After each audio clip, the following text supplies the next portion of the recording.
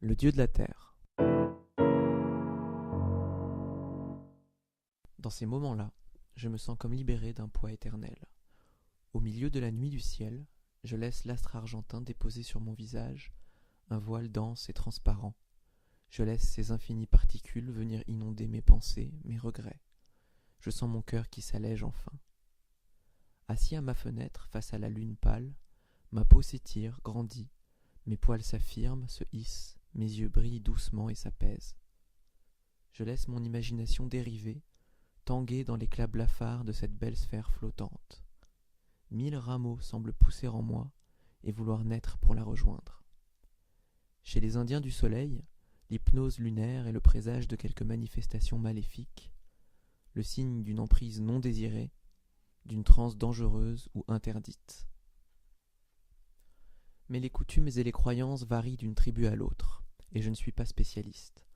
Je sais cependant que les cultes voués aux divinités célestes chez les Indiens étaient toujours respectés, et que les chamans au visage rouge défiaient le pouvoir de la terre-mère grâce à l'incantation de forces astrales et oniriques.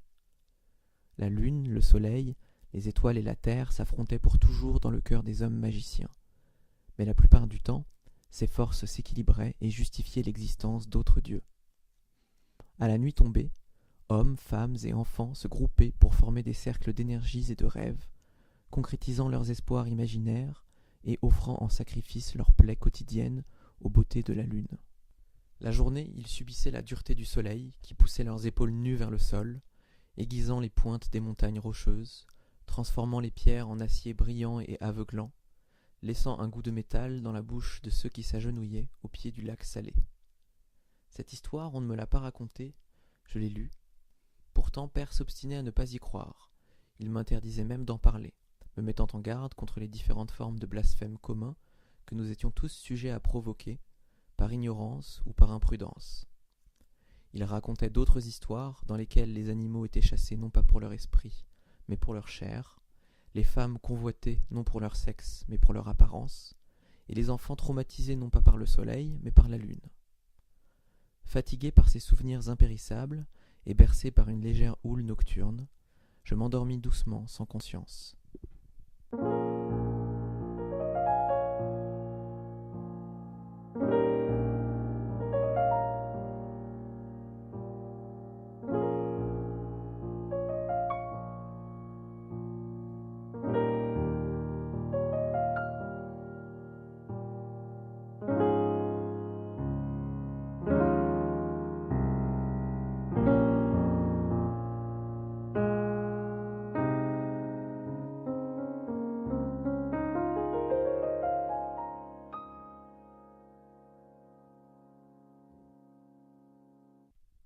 Le lendemain matin, à mon réveil, je fus surpris de constater que des dieux somnambules avaient dû jouer au dé en réponse à ma blessure ou à ce qu'ils avaient pris pour une transe. Oublié de mes parents, qui crurent probablement que j'avais été emmené à la retraite scolaire comme chaque jour, je m'étais retrouvé seul à la maison, libre de choisir mes pensées et mes agissements diurnes. Leur oubli me plongea dans une eau nouvelle, à la fois terriblement belle et froide. L'esprit de la terre ne m'avait pas quitté. J'aspirais toujours à sonder l'immensité des plaines astrales, impossibles, lointaines, mais je n'étais plus enclin au ressentiment. J'avais envie d'essayer. Un petit cri métallique m'alarma. Quelqu'un sonna à la porte. Je craignis que mon père ne soit revenu, conscient de son oubli, fracassant ainsi mes rêves d'exil provisoire. J'hésitais entre aller ouvrir, sans retenir le bruit de mes pas, en toute innocence, ou bien feinter l'absence, au risque d'être reconnu coupable. Le cœur encore battant du cri métallique, je me raisonnais. Mon père n'aurait pas sonné, c'est idiot. Je choisis donc le silence, tout en m'approchant à pas fuyants vers l'entrée de la maison, espérant ainsi démasquer de loin l'identité de l'individu et la raison de sa venue. Vaguement rassuré par ce raisonnement, j'arrivai à quelques pas de la porte. J'aperçus alors, à travers la vitre sablée, l'ombre d'un chapeau orné de plumes. Je reconnus la silhouette de notre voisine, qui flottait dans sa vieille redingote au col immensément plat. Immédiatement, je fus soulagé de ne pas avoir à lui ouvrir, auquel cas j'aurais dû chercher d'infinies réponses à ces questions qui n'en attendent pas, changeant de ton sans logique et hors de propos, laissant son habituel regard inquisiteur se promener, jouant de l'inquiétude et de la bienveillance comme un chat avec sa propre queue. Croyant à l'absence généralisée de la maison, elle glissa un paquet sous la porte, puis s'en alla, sous le miaulement appuyé et plaintif de son gros matou à rayures.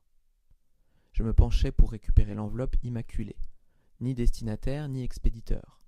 Dépliant la feuille de papier glissée à l'intérieur, j'y découvris un galimatia de caractères griffonnés à l'encre noire, qui me conduisit de prime abord sur la piste d'une langue étrangère. Mais à y regarder de plus près, j'y repérais plus simplement les signes d'une calligraphie où les mots s'entremêlaient nerveusement. Je me mis donc à déchiffrer ce qu'étaient devenus les symboles du passé. Tu n'es pas sans savoir que les ruines d'un temple abandonné finissent toujours par brûler. Ta prière est venue se glisser dans mon oreille hier, portée par le vent de l'oubli. Si tu veux vraiment te délivrer de la malédiction des anciens, tu dois réapprendre à écouter les chamans. Explore la ville à la recherche de ton étoile et déchire le voile originaire qui te sépare de la lune. Bonne chance.